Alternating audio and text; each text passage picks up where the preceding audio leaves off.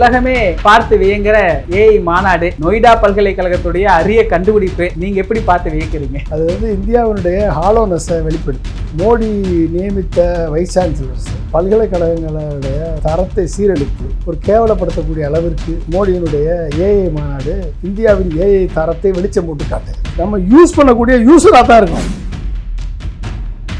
ஒரு தர்மாக்குள்ள ஒரு ஃப்ளைட் மாதிரி செஞ்சு ஒருத்தர் சவுண்டோட அதை பறக்க வச்சு காட்டுற ஒரு காணொலி. ஒட்டுமொத்தமாக பால்படுத்திருக்காங்க. ஹையர் எஜுகேஷன் சிஸ்டத்தையே மாற்ற வேண்டியது, ஹையர் எஜுகேஷன் சிலபஸே மாற்ற வேண்டியது. அது ஆர்ட்ஸ் அண்ட் சயின்ஸாக இருக்கட்டும், இல்லை இன்ஜினியரிங்காக இருக்கட்டும், இல்லை மெடிக்கலாக இருக்கட்டும். Meet Orion. This has been developed by the Center of Excellence at the Galgotias University. China robot நாங்கள் டெமான்ஸ்ட்ரேஷன் பர்பஸ்க்காக எடுத்து வச்சிருக்கோம்னு சொன்னா கூட பரவாயில்ல. அது இந்தியா பண்ணதுன்னு சொல்லி நீ ப்ரொஜெக்ட் பண்ணீங்கன்னா அதை எஸ்வி வைசப் ட்வீட் பண்ணுறாரு அப்படின்னா எந்த அளவுக்கு ஒரு ஹாலோவாக இந்தியா இருக்கு. வட மாநிலங்களுடைய ஏஐ மாநாடு ஒட்டுமொத்த ஹையர் எஜுகேஷன் சிஸ்டம் பல்லளிச்சுக்கிட்டு இருக்கு அப்படின்றத மோடி வெளிச்சம் போட்டு உலகத்திற்கு காமிச்சிருக்காரு. எங்கிட்ட ஒரு புண்ணாக்கும் கிடையாதுப்பா, நாங்கள் சைனாவை நம்பி தான்ப்பா இருக்கோம் அப்படின்னு பல்லளிச்சிருக்காரு. AI is not a enemy, but the fellow who knows AI will become your competitor.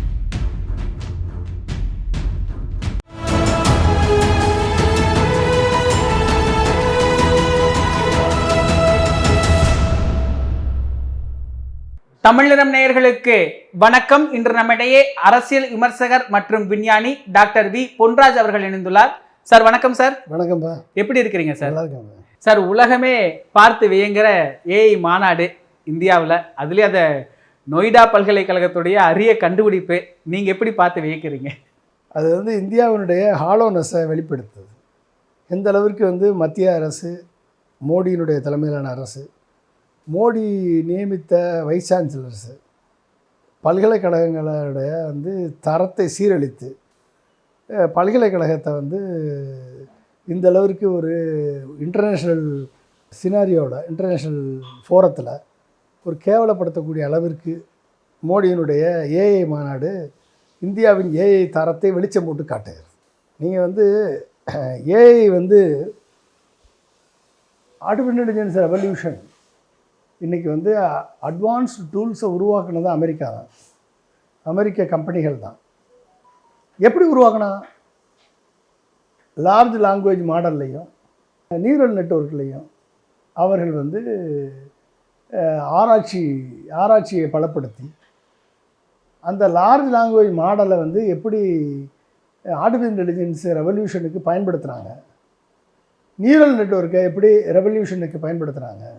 அப்போ எப்படி ஒரு நியூரான்ஸ், நம்ம மூளையில் இருக்கக்கூடிய நியூரான்ஸ் இயங்குது, ஒரு நோட்லேருந்து இன்னொரு நோடுக்கு எப்படி இன்ஃபர்மேஷன் கடத்தப்படுகிறது, கடைசியில் அது எப்படி எக்ஸிக்யூட் ஆகுது என்பதை அப்படியே ரெப்ளிகேட் பண்ணி அந்த நியூரல் நெட்வொர்க்கை ஆராய்ச்சி செய்து அந்த நியூரல் நெட்வொர்க்குக்கு ஏற்ப mathematics, physics, linear algebra, computational geometry, அடுத்து அதுக்கு ஏற்ப C++, பைத்தான், மெஷின் லாங்குவேஜை கிரியேட் பண்ணி, அப்போ என்ன ஆகுது அப்படின்னா நம்பர்ஸையும் நியூமரல்ஸையும் வீடியோவையும் ஆடியோவையும் டெக்ஸ்ட்டையும் நியூரல் நெட்வொர்க்லேயும் லார்ஜ் லாங்குவேஜ் மாடல்லையும் சிந்தசைஸ் பண்ணி என்ன இன்ஃபர்மேஷனை உலகம் முழுக்க பறந்து கிடக்கு, பல்வேறு சர்வரில் கிடக்கு, பல்வேறு சிஸ்டத்தில் இருக்குது, சர்வர்ஸில் இருக்குது, க்ளவுடில் இருக்குது.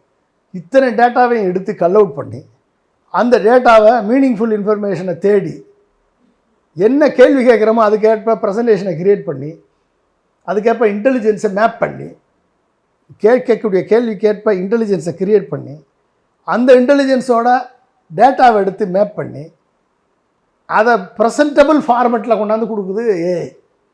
சரிங்களா? இப்படிப்பட்ட ஒரு ஆர்கிடெக்சரை டிசைன் பண்ணது அமெரிக்கா கம்பெனிஸ். நீ என்ன பண்ணுற? ஏஐ டூல்ஸை, அவன் பண்ண டூல்ஸை நம்ம யூஸ் பண்ணுறோம். அது சாட்ஜிபிட்டியாக இருக்கட்டும், ஜெமினியாக இருக்கட்டும், 1008 டூல்ஸ் இருக்குது. ஒவ்வொரு ஆக்டிவிட்டிக்கும் ஒரு டூல்ஸ் இருக்குது. டிசைனிங்காக ஒரு டூல்ஸ் இருக்குது, வீடியோவுக்கு ஒரு டூல்ஸ் இருக்குது, ஆடியோவுக்கு ஒரு டூல்ஸ் இருக்குது, அனிமேஷனுக்கு ஒரு டூல்ஸ் இருக்குது, ஆர்கிடெக்சருக்கு ஒரு டூல் இருக்குது. இப்படி பல்வேறு லீகலுக்கு ஒரு டூல் இருக்குது, டெக்ஸ்ட்டை வெட் பண்ணி கொடுக்குறதுக்கு ஒரு டூல் இருக்குது. இப்படி பல்வேறு ஆக்டிவிட்டிக்கு ஒரு டூல் இருக்குது. நான் வந்து என்னை ஒரு எக்ஸ்பர்ட்டாக 2000 வருஷம் 2000 என்னுடைய நண்பர்கள் ஒரு 35 பேரை வந்து நான் அமெரிக்காவுக்கு அனுப்பியிருந்தேன். இங்கே டெவலப் பண்ணி ஜாவாவில் அவங்களுக்கு ட்ரைனிங் கொடுத்து, அல்லது ஜாவாவில் சிஇசியில் C++ ட்ரைனிங் கொடுத்து, ஆங்கிலம் கற்றுக் கொடுத்து ஒரு 35 நபர்கள் பசங்களை வந்து நான் அமெரிக்காவுக்கு அனுப்பியிருந்தேன். அப்போ என்னை வந்து டூரிஸ்ட்டாக கூட்டு போயிருந்தாங்க. நான் வந்து அமெரிக்கா விசிட் பண்ணேன். எப்போ 2000 வருஷம் ஒய்டிகே நடக்கிறப்ப. ஓகே, அப்போ வந்து ஒரு ஒன்றாவது பையன் வந்து நெட்டாப்பில் ஒர்க் பண்ணிகிட்ருக்கான். நெட்டாப்ன்ற ஒரு கம்பெனியில் அவனுக்கு ஒரு ப்ராப்ளம். அந்த நெட்டாப் வந்து சுவிட்சஸ்ஸு ரவுட்டர்ஸு க்ரியேட் பண்ணக்கூடிய டிஸ்ட்ரிபியூட் பண்ணக்கூடிய கம்பெனி. இந்த கம்பெனியில் ப்ராப்ளம் என்ன ப்ராப்ளம்? அது வந்து ஃபால்ட்டு டாலரண்ட்டு மெசேஜ் ஜென்ரேட் பண்ணிட்டே இருக்கும். லட்சக்கணக்கான மெசேஜ் ஜென்ரேட் பண்ணும். ஒவ்வொரு நோடும் உலகம் முழுக்க இருக்குது.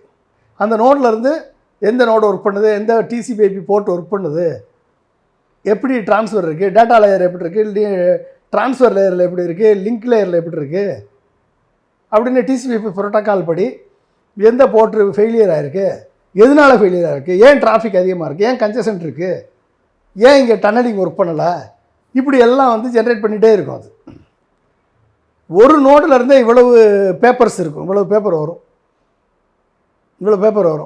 அவங்களுக்கு ஒரு பிரச்சனை. அந்த பேப்பரை எடுத்து படித்து அதில் எந்த நோடில் ப்ராப்ளம்னு கண்டுபிடிச்சி அந்த நோடை படிக்கிறதே பெரிய விஷயம். ஒரு நோடில் இருந்து லட்சக்கணக்கான நோடு இருக்குது இந்தியா உலகம் முழுக்க. அது ஒரு நோட்லேருந்து இவ்வளோ பேப்பர் வரும், இவ்வளவு தடிமனாக இருக்கும் பேப்பர் வரிசையாக. அதை எடுத்து படித்து அப்புறம் அதில் எங்கே ப்ராப்ளம்னு கண்டுபிடிச்சி அங்கே சர்வீஸ் இன்ஜினியர் அனுப்பணும். இதுக்கே நாளாயிருது. இது ஒரு பெரிய பிரச்சனை. அப்போ நான் போயிருந்தப்போ என்கிட்ட அந்த பசங்கள்லாம் கேட்டாங்க, என்னை கூட்டு போனாங்க அவங்க ஆஃபீஸுக்கு. சார் இதுக்கு ஒரு சொல்யூஷன் கொடுங்க அப்படின்ட்டு. நான் அதை ஃபுல்லாக படித்து பார்த்து பேட்டர்னை பார்த்துட்டு நான் வந்து ஒரு பார்சிங் அல்காரிதம் எழுதி கொடுத்தேன். ஒரு large language model parsing algorithm. எப்போ? 2000 எழுதி கொடுத்தேன். இந்த எழுதி கொடுத்த அந்த அல்காரிதத்தை கொடுத்த அந்த ஃபைலை உள்ளே போட்டோம்னா எந்த லொக்கேஷன், எந்த நோடில் என்ன ப்ராப்ளம், எந்த லேயரில் என்ன இஷ்யூ அப்படின்றத கம்ப்ளீட்டாக அனலைஸ் பண்ணி ஆக்ஷனபிள் இன்சைட் கொடுத்துரும். இது நான் கிரியேட் பண்ண ஆர்டிஃபிஷியல் இன்டெலிஜென்ஸ் மாடலு. அப்போ அது ஏன்னு எனக்கு தெரியாது. எனக்கு அது ஆர்டிஃபிஷியல் இன்டெலிஜென்ஸே பேரே தெரியாது. ஆனால் நான் பண்ணது large language model text processing, parsing பண்ணேன். சியில் தான் கோடு எழுதி அந்த ப்ராப்ளத்தை சால்வ் பண்ணி கொடுத்தேன் உங்களுக்கு. ஓகே, இன்றைக்கி அதை வந்து இன்றைக்கி வந்து அந்த அப்படிப்பட்ட ஒரு மாடலை, இன்றைக்கி ஏஐ மாடலை ஒட்டுமொத்த உலகமும் இன்றைக்கி வந்து ஒரு மாடலாக உருவாக்கிட்டான், ஏஐ டூலாக உருவாக்கிட்டான். அப்படிப்பட்ட டூலை நீங்கள் வந்து நம்ம யூஸ் பண்ணக்கூடிய யூஸராக தான் இருக்கும். அப்போ நீ கால்கோட்டியாவா? அதுக்கு பேர் கால்கோட்டியா யூனிவர்சிட்டி. அது ஆமாம் சார், நொய்டா சேர்ந்தது. நொய்டாவில் இருக்குது. Meet Orion. This has been developed by the Center of Excellence at the Galgotias University. நீ வந்து சைனாவுடைய ரொபாட்டை எடுத்துகிட்டு வந்து இன்றைக்கி வந்து இன்ஸ்டாகிராம்லேயும் ஃபேஸ்புக்லேயும் ட்விட்டர்லேயும் இந்த ரொபாட் எங்கே பண்ணான்னு ஈஸியாக கண்டுபிடிச்சிடலாம். ஒன்று நீ சைனா ரொபாட்டு நாங்கள் டெமான்ஸ்ட்ரேஷன் பர்பஸ்க்காக எடுத்து வச்சுருக்கோன்னு சொன்னால் கூட பரவாயில்ல. அது இந்தியா பண்ணதுன்னு சொல்லி நீ ப்ரொஜெக்ட் பண்ணினா அதை எஸ்வி வைசவ் வந்து ட்வீட் பண்ணுறாரு அப்படின்னா எந்த அளவுக்கு ஒரு ஹாலோவாக இந்தியா இருக்குது, எந்த அளவுக்கு ஹாலோவாக இந்தியாவுடைய ஆர்டிஃபிஷியல் இன்டெலிஜென்ஸு மோடி தலைமையில் கிரியேட் பண்ணப்பட்ட வைஸ் சான்சலர்ஸ் வந்து இந்திய யூனிவர்சிட்டிஸை வந்து இப்படி ஒரு தரந்தாழ்ந்த நிலையில் கொண்டு போய் நடத்திக்கிட்டு இருக்காங்கன்னு நம்மளுக்கு எக்ஸ்போஸ் ஆகிருக்கு. அப்போ எஜுகேஷன் சிஸ்டத்தை, ஹையர் எஜுகேஷன் சிஸ்டத்தை ஒட்டுமொத்தமாக பால்படுத்தியிருக்காங்க. இன்றைக்கி அமெரிக்காவாக இருக்கட்டும், யூரோப்பியன் கண்ட்ரியாக இருக்கட்டும், சிங்கப்பூராக இருக்கட்டும், எல்லா கண்ட்ரியுமே வந்து கம்ப்ளீட் சிலபஸை சேஞ்ச் பண்ணியாச்சு. டீப் டெக்னாலஜியை அடாப்ட் பண்ணக்கூடிய சிலபஸை மாற்றிட்டான். டீப் டெக்னாலஜி என்னது? Artificial intelligence, machine learning, block chain technology, biotechnology, quantum computing, unmanned aerial vehicle, இப்படி வந்து பல்வேறு டீப் டெக்னாலஜிஸை வந்து ஒரு பாடத்தில் சப்ஜெக்டாக எல்லா சப்ஜெக்ட்லேயுமே கொண்டு வந்துட்டான். நம்ம ஊரில் எப்படி இருக்குது? ஏஐனா தனியாக சப்ஜெக்ட் படிச்சுக்கோ. இன்ஜினியரிங், சிவில் இன்ஜினியரிங் படிக்கிறவனுக்கு ஏஐ தெரியாது, மெக்கானிக்கல் இன்ஜினியரிங் படிக்கிறவனுக்கு ஏஐ தெரியாது, இவனுக்கு டீப் டெக்னாலஜி தெரியாது. யார்? ப்ராசஸ் இன்ஜினியரிங் படிக்கிறவனுக்கு அவன் தனி சாயிலாவாக இருப்பான், இவன் மட்டும்தான் படிப்பான். அப்போ என்னாச்சு? இப்போ செமிகண்டக்டர் டிசைனாக இருக்கட்டும், இல்லை விஎல்எஸ்ஐ டிசைனாக இருக்கட்டும், எதுலேயுமே வந்து டீப் டெக்னாலஜி சிலபஸ் அப்கிரேடேஷனே கிடையாது. இதெல்லாம் பண்ணுறதை விட்டுட்டு நான் வந்து ஏஐ வந்து சின்ன பிள்ளைங்களுக்கு சொல்லிக் கொடுக்குறேன், ஸ்டெம் எஜுகேஷன் சொல்லிக் கொடுக்குறேன், அது வேணும், குழந்தைங்களுக்கு வேணும். பட் அது மட்டும் தான் ஃபோக்கஸ் பண்ணுறேன்னு நேஷனல் எஜுகேஷன் பாலிசிலாம் வச்சுருக்காரு மோடி. நீ ஒட்டுமொத்த ஹையர் எஜுகேஷன் சிஸ்டத்தையே பால்படுத்தி வச்சுருக்கிய. ஒட்டுமொத்த ஹையர் எஜுகேஷன் சிஸ்டத்தை ஒழிக்கிறது தானே விக்சித் பாரத் சிஸ்டா அபியான்னு ஒரு இதை கொண்டாந்து வச்சுருக்க. அப்போ இண்டிவிஜுவலாக ஒவ்வொரு ஸ்டேட் கவர்மெண்ட்டும் ஏஐ அடாப்ஷனில் இன்றைக்கி சதர்ன் ஸ்டேட்ஸ் தான் ஏஐ அடாப்ஷனில் வந்து அட்வான்ஸாக இருக்கும். தமிழ்நாடு, கர்நாடகா, கேரளா, ஆந்திரா அட்வான்ஸாக இருக்கும். நீ எல்லாமே ஒன்றும் பண்ணாத, நான் தான் சென்ட்ரலில் தான் எல்லாம் கண்ட்ரோல் பண்ணுவேன்னு சொல்லி நீ பில்லை கொண்டாந்துருக்க. அப்போ என்னாச்சு? எல்லா வேலையுமே நீ கற்காலத்துக்கு கொண்டு போகிற. பேர் ஏஐ, பேர் ஸ்டெம் எஜுகேஷன், ஆனால் ஒரு புண்ணாக்கும் தெரியாது ஹையர் எஜுகேஷன் சிஸ்டத்தில். அப்போ ஹையர் எஜுகேஷன் சிஸ்டத்தையே மாற்ற வேண்டியது இருக்குது. ஹையர் எஜுகேஷன் சிலபஸே மாற்ற வேண்டியது இருக்குது. அது ஆர்ட்ஸ் அண்ட் சயின்ஸாக இருக்கட்டும், இல்லை இன்ஜினியரிங்காக இருக்கட்டும், இல்லை மெடிக்கலாக இருக்கட்டும், எல்லாமே டீப் டெக்னாலஜி ஓரியன்டாக நம்ம வந்து சிலபஸை ரீஃப்ரேம் பண்ணணும், சிலபஸை மாற்றணும், ஃபேக்கல்ட்டி ட்ரைனிங் கொடுக்கணும், அதுக்குரிய லெபார்ட்டரி செட் பண்ணி கொடுக்கணும், அதுக்குரிய அளவில் யூனிவர்சிட்டி சிஸ்டத்துக்கு R&D ஃபண்டிங் கொடுக்கணும், இனோவேஷன் ஈக்கோ சிஸ்டத்தை கொடுக்கணும். இது எதுவுமே பண்ணாமல் சும்மா சைனாவிலேருந்து வாங்கிட்டு வந்து நான் வந்து மாடல் இருக்குது இந்தியா பண்ணிருச்சுன்னு சொல்லி ஏமாத்துறது வந்து இந்தியா வந்து எந்த அளவிற்கு ஒரு ஹாலோவாக இருக்குது ஏஐ ரெவல்யூஷனில். ஏஐ வந்து is not a enemy, but the fellow who knows AI will become your competitor. அதில் இன்னொரு காணொலியும் வைரல் ஆகுது சார். ஒரு தர்மாக்குள்ள ஒரு ஃப்ளைட் மாதிரி செஞ்சு ஒருத்தர் சவுண்டோடு அதை பறக்க வச்சு காட்டுற ஒரு காணொலி. ஏஐல இந்தியாவுக்குன்னு ஒரு ரோல் இல்லை அப்படிங்கிற ஒரு விஞ்ஞானியாக நீங்கள் எப்படி பார்க்குறீங்க? அதாவது இன்றைக்கி அன்மேண்ட் ஏரியல் வெஹிக்கிளில் யார் அட்வான்ஸ்டு இந்தியாவில் அப்படின்னா சென்னை தான் அட்வான்ஸ், எம்ஐடி தான் அட்வான்ஸ், அண்ணா யூனிவர்சிட்டி தான் advanced. Unmanned aerial vehicle hub வந்து சென்னை தான். அப்போ அந்த லெவலுக்கு வந்து ஒரு டெக்னாலஜி டெவலப்மெண்ட்டை உருவாக்கி கொடுத்தது வந்து நம்ம அண்ணா யூனிவர்சிட்டி தான். ஸோ ஒவ்வொரு மாடலும் வந்து இப்போ தெர்மோகோலில் பண்ணுறதை பற்றி தவறில்லை, தெர்மோகோலில் வந்து பண்ணுறப்ப தவறில்லை. ஆனால் அது வந்து அடுத்த லெவலில் வந்து காம்போசிட் ஸ்ட்ரக்சரு, அடுத்த லெவல் வந்து அதனுடைய fibre structure, fibre and composite structure, aerospace grade materials, இதெல்லாம் பண்ணி ஒரு ஏரோடைனமிக் அன்மேண்ட் ஏரியல் வெஹிக்கிளை உருவாக்க வேண்டிய நிலையில் வந்து இன்றைக்கி இந்தியா இருக்குது. அந்த அளவுக்கு நம்ம கிராஜுவேட் ஆகிருக்குது நம்ம அண்ணா யூனிவர்சிட்டி தான் ஒட்டுமொத்த இந்தியாவிலேயே. இன்றைக்கி எத்தனையோ ப்ரைவேட் கம்பெனி இருக்குது, எத்தனையோ ப்ரைவேட் கம்பெனி இன்றைக்கி யூஏஇயில் ட்ரோன்ஸில் வந்திருக்கு. அன்மேண்ட் ஏரியல் வெஹிக்கிள் மட்டும் இல்லை, அதில் ஏகப்பட்ட டெக்னாலஜி இருக்குது. அதில் வந்து சென்சார் இருக்குது, சாஃப்ட்வேர் இருக்குது, ஹார்ட்வேர் இருக்குது, கைரோஸ்கோப் இருக்குது, மோட்டார் இருக்குது, இனர்ஷியல் நேவிகேஷன் கைடன்ஸ் சிஸ்டம் இருக்குது, ஃப்ளைட் கண்ட்ரோல்லாம் இருக்குது. இப்படி பல்வேறு கிரேட் இருக்குது. இதுக்கெல்லாம் விதை போட்டவர் அப்துல் கலாம். எப்படி விதை? Nandi hovercraft. Nandi hovercraft தரையிலேருந்து ஒரு அடி உயரத்தில் பறக்கும். அது வந்து தரையிலேருந்து ஒரு அடி உயரத்தில் பறக்கும். இன்றைக்கி ட்ரோன் வந்து காற்றுல பறக்குது, மேலே பறக்குது. ஓகே, ஃப்ளைவேர் சிஸ்டமாக இருக்கட்டும், ஃப்ளைட் கண்ட்ரோல் சிஸ்டமாக இருக்கட்டும், கண்ட்ரோலாவாக இருக்கட்டும், ப்ரொபல்ஷன் சிஸ்டமாக இருக்கட்டும், கைடன்ஸ் சிஸ்டமாக இருக்கட்டும், இனர்ஷியல் நேவிகேஷன் சிஸ்டமாக இருக்கட்டும், ஐஎன்எஸ்ஸாக இருக்கட்டும், ஜிபிஎஸ்ஸாக இருக்கட்டும், சென்சார் இருக்கட்டும், கேமரா, இது எல்லாமே வந்து அடிப்படையில் அந்த இதுக்கு விதை போட்டவர் அப்துல் கலாம். அதுக்கடுத்து நிஷாந்த் வந்தது, அதுக்கடுத்து அன்மேண்ட் ஏரியலுக்கு டிஆர்டிஓ பண்ணிச்சு. இன்றைக்கி அண்ணா யூனிவர்சிட்டி அதில் அட்வான்ஸாக இருக்குது. இன்றைக்கி பல்வேறு ஸ்டார்ட் அப் அதில் உருவாகிருக்கு.